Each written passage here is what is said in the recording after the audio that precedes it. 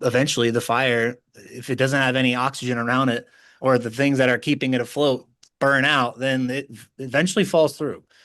All I hear right now in my head is Bruce Lee, be like water. Flow. Yeah. And then also to go into what you're saying, be your authentic self. That's how you get there. Imagine yourself falling on your knees before your creator, naked as a jaybird. There is no things around you, nowhere to hide anything about yourself and who you are, and your creator can see right through every molecule in your entire biofield, right? That's where we have to be with ourselves, where we are that raw, that authentic, that vulnerable.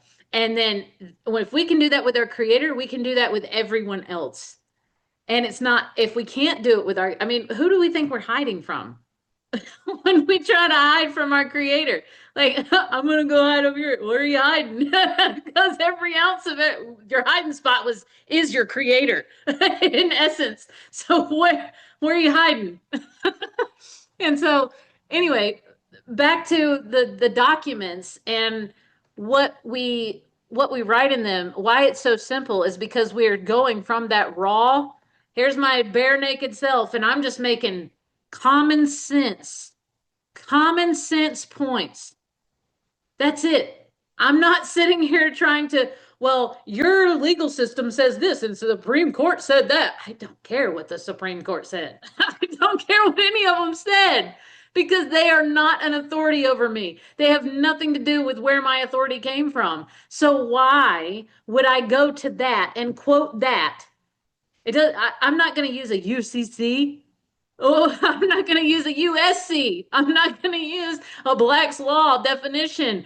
I'm not going to use a Supreme Court ruling. I'm not going to use a case law. I'm not going to use anything but my walk with my creator and the sense that he makes to me inside myself about what I'm trying to articulate. And I guarantee you right now, if you sit down and you truly try to articulate your authority, he will come flowing through you and you will be amazed at what comes out of your hands.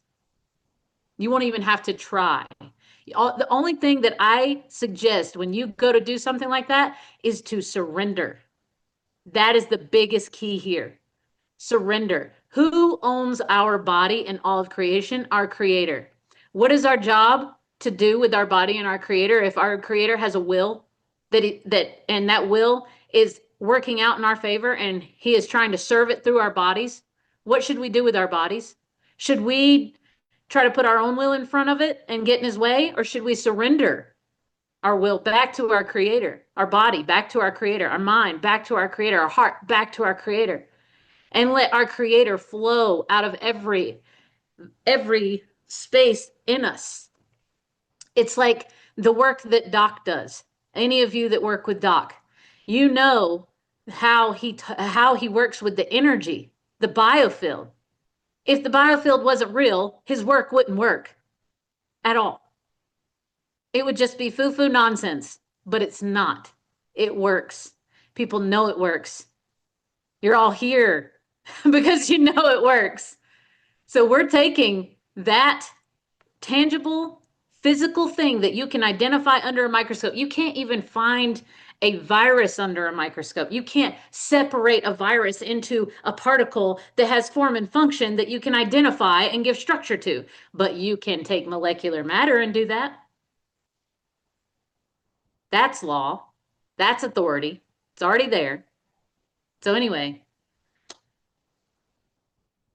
I had to get all this out because I've been seeing it everywhere and it's just filling up my mind space. And I'm like, at what point do we stop with the insanity of continuing to do the same things